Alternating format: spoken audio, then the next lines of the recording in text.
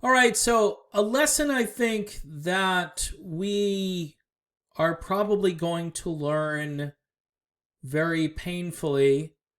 I just listened to Mitt Romney, who is one of the worst politicians on planet Earth, talk about how monthly payments need to be a regular thing. This goes back to Andrew Yang and his UBI. I contend that UBI will make Americans less productive, not more productive. Again, people aren't stupid. They might be lazy at times, but they're not stupid. If somebody is going to pay me, why should I go out and do anything productive? And, the argument again is that AI is taking over and that you're going to have robots doing stuff. And what? There are no robots that need to be repaired? Like robots will fix robots? And then who will fix the robots that are fixing the robots? Someone eventually has to get a job out of this. I understand Biden says that, wind turbines and solar panel technicians and so forth, there are lots of jobs doing that. So we can just transition out of one economy into another. The problem for Biden and that whole myth is that those jobs pay about half the wages as the jobs he's currently destroying out in the Midwest, which of course won't make that part of the country more environmentally friendly. Some of you probably know about the Weimar Republic, which, again, if you go back in history, you look at what happened. Thanks to the Treaty of Versailles, Germany's ability to produce revenue-generating coal and iron ore decreased. Thanks to a treaty. Sounds kind of familiar, doesn't it? As war debts and reparations drained its coffers, the German government was unable to pay its debts. What do you think, $27 trillion is? Well, it's a giant IOU. Some of the former World War I allies didn't buy Germany's claim that it couldn't afford to pay. In a blatant League of Nations breach, French and Belgian troops occupied Germany's main industrial area, determined to get their reparations payments. Yikes. The Weimar government ordered German workers to passively resist the occupation and go on strike, shutting the coal mines and iron factories.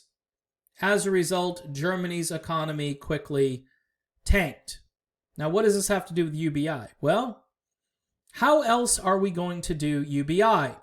In response, the Weimar government simply printed more money.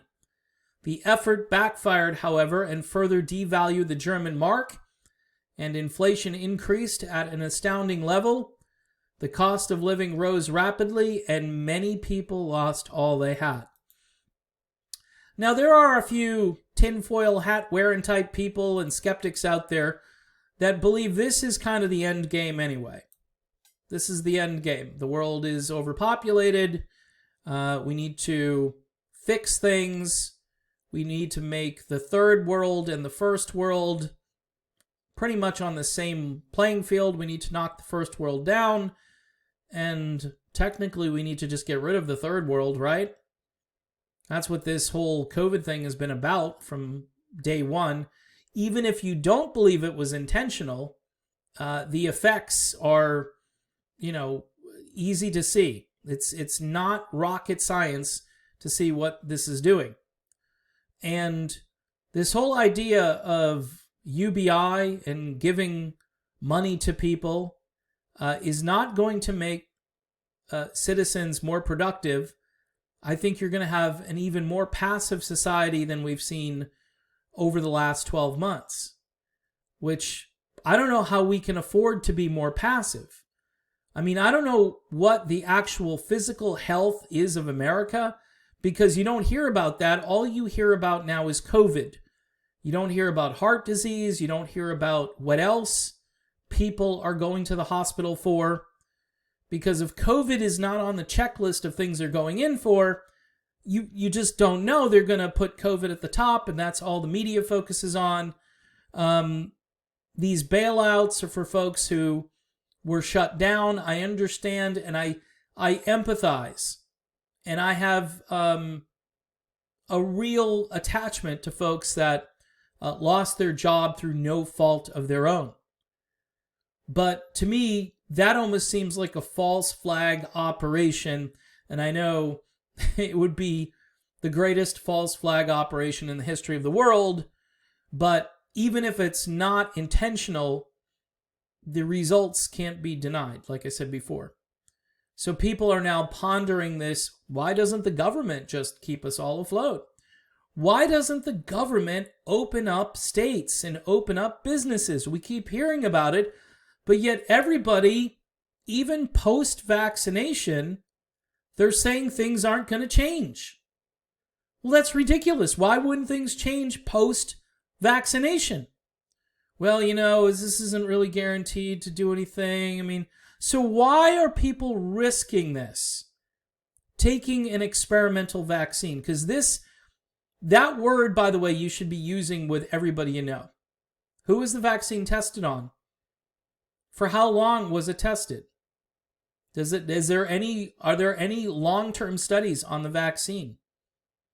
Are there any liabilities on the drug companies if something goes wrong if you take this vaccine? I can tell you the flat-out answer to that is no. So why are so many people rushing to get this? Number one, when the media has already signaled this is a long-term event that has really no end in sight. We're optimistic, but we keep kicking that can. We're in February now. This officially kicked into gear last March. And right now, last year, there were rumblings of things being shut down.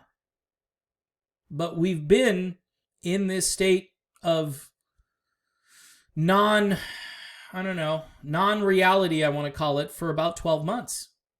Although this is supposed to be our new normal and we're all supposed to enjoy it and love it and think it's amazing and awesome. And boy, isn't this great? Did you see my stylish new mask that I just bought? Yeah, no, that's not. I don't care how many people tell me for how long that this is the new normal. I think this is where the resistance should start. By the way, you libertarians out there, I don't know why this wasn't your issue during Jorgensen's campaign. And yeah, she did kind of adopt it later on, but she should have been shouting from the rooftops, number one issue, freedom. This is medical tyranny. The easy one, sentence bumper sticker, one phrase bumper sticker, my body, my choice. I guess that didn't work all that well in the sense that the whole I'm with her thing didn't work all that well either. People will think this is just for the feminists out there, but no, this is for everybody. I don't want to wind up like the Weimar Republic here, or Weimar Republic. I don't know if it's Weimar. It's either way. I don't want to end up in this way, but printing our way out of this, like Obama said, we couldn't drill our way out of our energy problems. We're not going to be able to print our way out of an economic crisis. It's a temporary morphine strike. It numbs the pain. The too big to fail people do great during this. But I can guarantee you this isn't going to, start a spree of home buying or a spree of what I would call responsible spending. These are people that are probably going to pay some bills, and they're still going to have nothing to really show for it, and they're still not going to have a job, and they've got no long-term prospects for a job either. And the current administration is talking about killing various industries for political reasons, not for environmental reasons, because none of what they're doing is actually going to help the environment. See, most people have gone past that argument now. Signing a treaty with a country who plans on doing the same stuff that they've been doing with coal-fired plants and with oil and natural gas and everything else, nuclear. I'm fine with nuclear, by the way. Talk to the French people. They seem to like nuclear, but the world is not sold on it. And apparently the Paris Accords, which are in the country that has all the nuclear energy, they're not too big on it either. We're doing a whole bunch of things for symbolic reasons. We're not doing them to solve problems. We have no problem solvers in our government. That's why we need libertarians. We need progressives too, who aren't into authoritarian regimes and who want to talk things out and at least care about our civil liberties enough to say, you know what, I don't agree on the economic stuff, but I want to come to the table on surveillance and the endless wars and free speech and things like that. I want to come to that table. And it's time. It's time. We need to unite with as many people as we can. But I don't want to end up like the Weimar Republic, because in the end, you're just going to need a barrel of cash to go buy a loaf of bread.